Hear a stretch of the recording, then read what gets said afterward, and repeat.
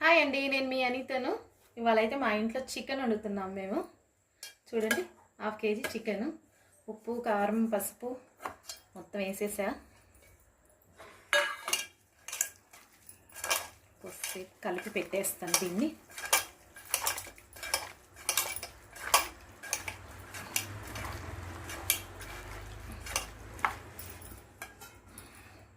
కలిపి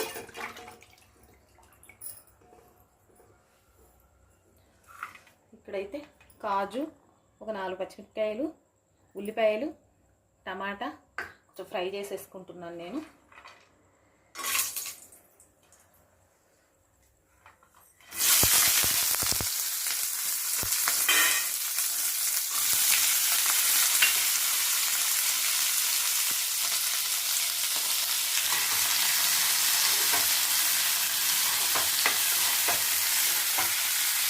ఫ్రై చేసేసి చల్లారిన తర్వాత మిక్సీ వేసేసుకుంటానండి. గ్రేవీకి వేసేసుకుంటాను. ఇది అయిపోయిందండి. ఇలా వేయించుకొని చల్లార్చినాక మిక్సీలో వేసేసుకోవాలండి.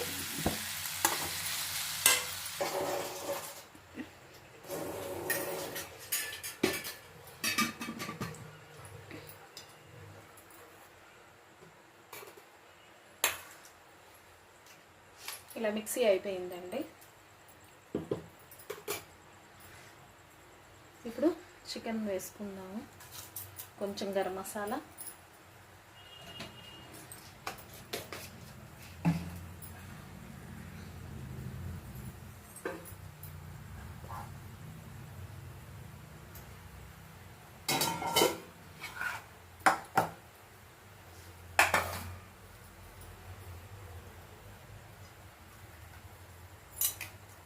కొన్ని ఉల్లిపాయలు,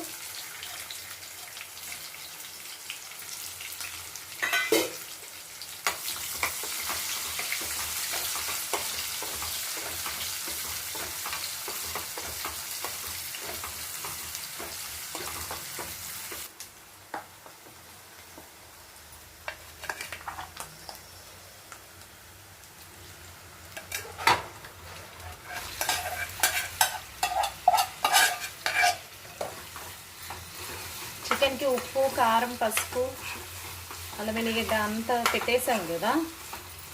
ఇంకా అందులో కొంచెం మగ్గనివ్వాలండి. వాటరు, మసాలా ఏం పోయకూడదు. అప్పటి వరకు జొన్న రొట్టె చేసుకుందామండి మనము. కొంచెం వేడి నీళ్ళు వేసి అప్పుడే నానబెట్టేసాను నేను, మీకు చూపించలేదు.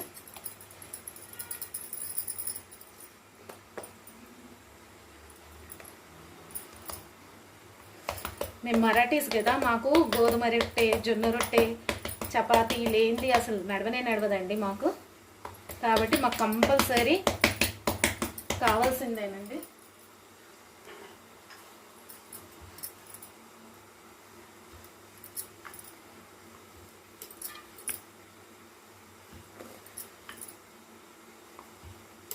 మేము మరాఠీ క్షత్రియులమండి.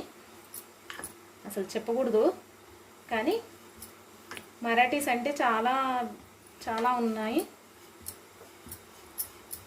కులాలు మరాఠీస్లో, కానీ చెప్పకూడదు. నేనే చెప్పేస్తున్నా.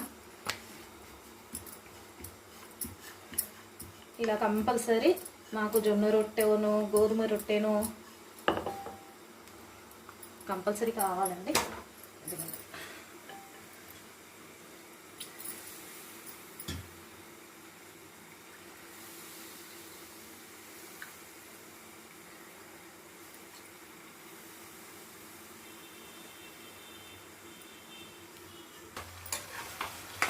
చూసారా, వాటర్ అంతా పోయి నూనె ఉంది. ఉప్పు, కారం, నూనె కనిపిస్తుంది. సగమే ఉడికిపోయిందండి. అందులో ఇంకా మనం మిక్స్ చేసుకున్న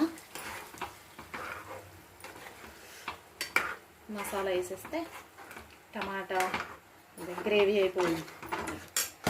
చూసారా, జొన్న రొట్టె కూడా రెడీ అయిపోయింది. ఇది జొన్న రొట్టె చేసేసాం.